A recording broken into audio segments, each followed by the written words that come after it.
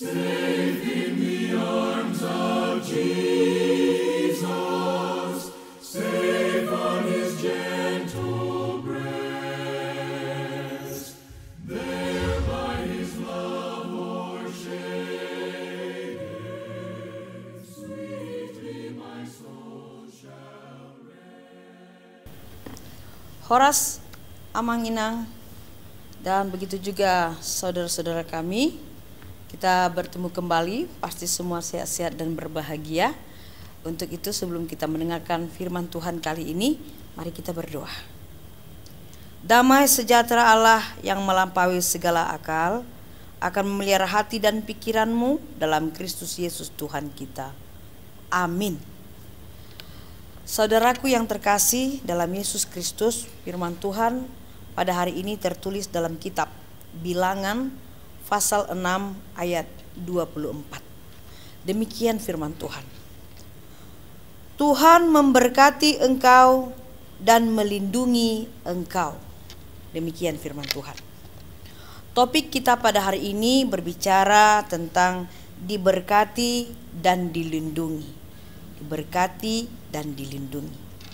Saudaraku, harus kita ingat dan harus kita ketahui, Allah senantiasa ingin selalu memberkati umat yang Dia ciptakan.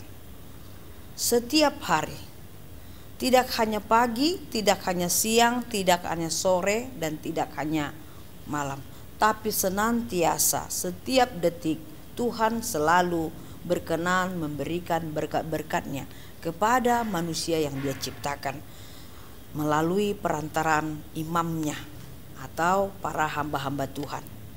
Nah, di dalam nats ini kita sebenarnya memahami ada 3 unsur berkat yang disampaikan Tuhan melalui imamnya atau melalui para hamba Tuhan. Ketiga unsur itu adalah dikatakan Tuhan memberkati engkau dan melindungi engkau. Itu yang pertama. Yang kedua, Tuhan menyinari engkau dengan wajah-Nya dan memberi engkau kasih karunia.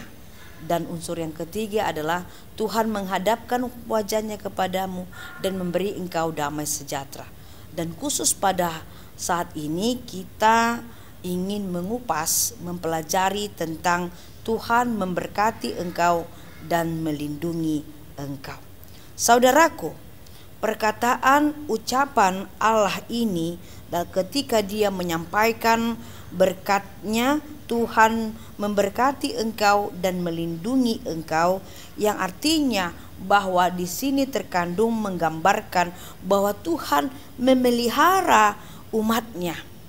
Bukan hanya dipelihara seperti biji mata Tuhan, seperti induk memelihara anak-anaknya, tetapi Tuhan juga melindungi umat pilihannya, umat yang dikasihinya, yang diciptakannya, yaitu melindungi dari segala kejahatan. Jadi seperti saya andaikan induk ayam yang melindungi anak-anaknya, memasukkannya ke dalam sayapnya, dilindungi karena ada elang di atas mengincar untuk mengambil anaknya.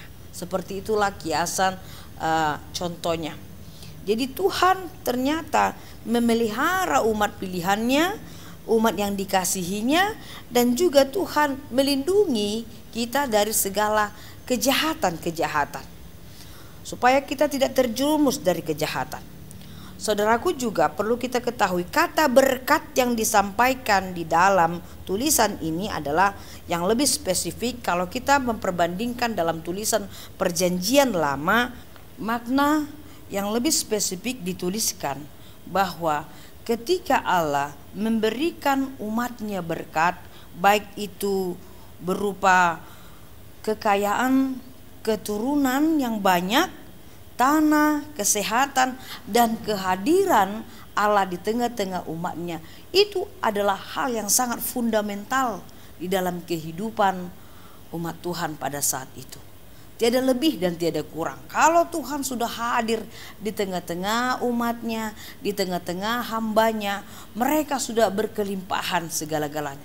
Karena yang mereka inginkan adalah kehadiran Tuhan di dalam kehidupan mereka. Nah, Tapi ternyata perlu kita lihat lagi di dalam perjalanan tentang berkat tersebut, ada sikap yang salah ditunjukkan umat Tuhan. Dalam proses perjanjian lama itu juga sudah jelas nampak. Begitu juga di dalam konteks perjanjian baru, apalagi kalau kita perhadapkan dalam kehidupan yang serba canggih saat ini, zaman maju saat ini. Ada sikap yang salah yang kita lihat. Sebanyak orang ingin dekat dengan Allah, mendekat kepada Tuhan, hadir dan ingin datang di hadapan Tuhan, tetapi ingin memperoleh berkat-berkat saja. Dengan mereka datang kepada Tuhan, mereka memperoleh berkat. Itu menjadi suatu mindset yang kurang tepat, saudaraku. Semoga dengan kita dekat kepada Tuhan, rajin kita beribadah, rajin kita berdoa, dan rajin kita memberikan persembahan kita kepada Tuhan. Nah, dipahami itu adalah supaya dengan itu kita bahkan berkelimpahan berkat sekali. Tetapi yang kurang pas di dalam pernyataan yang terkandung di dalam pikiran yang salah tadi adalah, pemahaman yang salah adalah melupakan sumber berkat. Manusia hanya datang kepada Tuhan ingin diberkati, tetapi melupakan, mengabaikan sumber berkat, yaitu Allah sendiri. Bagaimana kita datang dan hidup di dalam Tuhan tadi sebagai sumber berkat. Kalau hanya sebagian manusia hanya mementingkan sumber-sumber tadi harus banyak dengan dia datang kepada Tuhannya, tetapi mengabaikan kerinduan hatinya, jiwanya untuk bersekutu di dalam Tuhan. Ini yang kurang pas dan kurang tepat. Makanya kalau kita lihat perkembangan dulu dengan sekarang, bisa kita lihat sangat kontras. Kalau di dalam pemahaman para tokoh-tokoh Alkitabiah pada saat itu, mereka berkata mereka diberikan Tuhan saja berupa kesehatan, diberikan Tuhan saja mereka kesuksesan dalam memimpin umatnya, dalam pelayanannya, diberikan Tuhan saja mereka kebutuhan ekonomi secukupnya saja, tidak kekurangan dan tidak berkelimpahan. Itu mereka anggap suatu secukupnya, kecukupan tadi. Yang penting mereka selalu di dalam Tuhan, in Kristo, di dalam Tuhan. Itu yang mereka harapkan. Karena ketika Tuhan memberkati setiap orang, Tuhan memberkati engkau, dikatakan, dan Tuhan melindungi engkau, bahwa kita diam, tenang, teduh di dalam Tuhan. Dengan diam, tenang, teduh di dalam Tuhan kita, semua berkat-berkat tadi itu menjadi berkat tambahan akan datang dengan sendirinya. Sama seperti Tuhan katakan, dulu hamu maharaja ni dibada, dungi lehonon nama Tuhamu aka ondeng. Itu tadi berkat-berkat tambahan tadi. Karena yang prioritas adalah kedekatan kita, kehidupan kita itu harus betul-betul di dalam Kristus Yesus. Nah, tapi kalau pemahaman-pemahaman saat ini kita lihat bahwa pengaruh paham materialisme hanya mengutamakan kepentingan perut dan gengsi saja, ya, dengan mereka panjang lebarnya dengan ibadah, dengan panjang lebarnya mereka menyampaikan doa-doa mereka, dengan luar biasanya mereka berbuat baik sesuai dengan pemahaman cara pandang mereka. Mereka harapkan itu harus lebih seperti itulah mereka harapkan sumber-sumber berkat tadi. Tetapi hanya sebatas itu tadi, kebutuhan tadi. Tetapi tidak mereka betul-betul mempersembahkan ibadah yang sejati adalah diri kita. Kita berikan kepada Tuhan, kehadiran kita berikan kepada Tuhan, jiwa raga kita total kita berikan kepada Tuhan, agar betul-betul kita menerima berkat Tuhan dan kita menerima perlindungan yang dari Tuhan saja. Untuk itu saudaraku, coba kita renungkan. Ada dua pertanyaan tetapi satu jawaban. Kalau kita renungkan saudaraku, mengapa hingga saat ini aku masih bernafas? Itu pertanyaan pertama. mengapa hingga saat ini aku masih bernafas? Yang kedua, dari manakah nafas itu aku peroleh? Ini adalah dua pertanyaan yang sangat mempertajam pemahaman kita tentang berkat tadi. Mengapa saat ini, ya, hingga saat ini saya atau kita bernafas? Dan dari manakah nafas itu saya atau kita peroleh? Jawabannya adalah Tuhan memberkati dan melindungi kita. Kalau hingga saat ini kita masih bernapas, kalau hingga saat ini kita diperkenankan untuk bernapas, artinya kita di dalam naungan berkat Tuhan dan kita di dalam perlindungan Tuhan.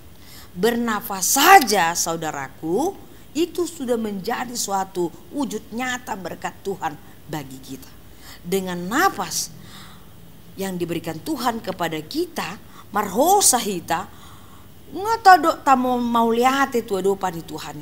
Ala ni marhosa do hita, hipasita boy agi ahape boy taula di bagasan parnguluat. Itu satu hal yang sederhana saja. Dan berkat-berkat yang lain akan kita peroleh dari Tuhan. Jadi dengan nafas kehidupan, dengan nafas iman kita, dengan nafas jasmani yang diberikan Tuhan kepada kita, itu membuktikan bahwa kita telah menerima berkat dan perlindungan yang dari Tuhan saja. Orang yang bernapas berarti dia hidup di dalam Kristus. Orang yang diizinkan saat ini masih bernapas adalah orang yang hidup di dalam berkat dan perlindungan Tuhan. Ya, jadi bersukacitalah Anda tetap tinggal diam di dalam perlindungan Tuhan, karena engkau tetap dijaga, dilindungi, diberkati oleh Tuhan dalam segala hal. Itu adalah berkat yang sempurna. Ya, berkat yang sempurna yang dari Tuhan saja. Jadi saudaraku, mari kita bersyukur dan menghadirkan Tuhan di dalam lubuk hati kita yang paling dalam, supaya kita selalu rindu untuk menerima berkat Tuhan, rindu untuk selalu datang kepada Tuhan, rindu untuk selalu memuji nama Tuhan, rindu untuk menyerahkan total kehidupan kita kepada Tuhan. Karena hanya di dalam Yesus Kristus saja kita akan memperoleh berkat, kita akan memperoleh perlindungan, karena Dia adalah sumber berkat tersebut. Amin. Kita berdoa. Terima kasih Tuhan atas napas kehidupan yang Engkau berikan kepada kami. Terima kasih Tuhan buat firman-Mu yang Engkau sampaikan kepada kami.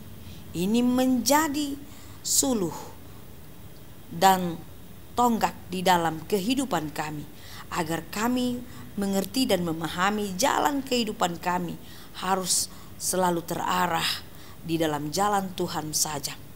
Apapun yang kami hadapi dalam kehidupan ini tidak akan membuat kami khawatir dan takut, tetapi kami semakin memahami bahwa Engkau selalu dan senantiasa memberkati dan melindungi kami dimanapun kami berada dan bagaimanapun keberadaan kami masing-masing.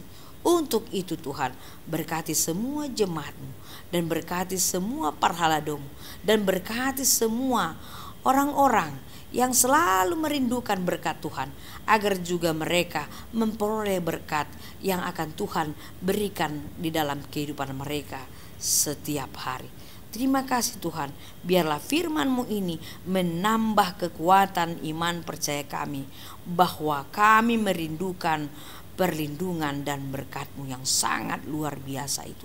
Terima kasih, hanya dalam Yesus Kristus kami telah berdoa. Anugerah dari Tuhan Yesus, kasih setia dari Allah Bapa, dan persekutuan dari Roh Kudus kiranya memberkati engkau sekalian. Amin. Demikian Bapak Ibu dan saudara-saudaraku, ingat selalu tersenyum, jaga prokes, Tuhan akan selalu memberkati.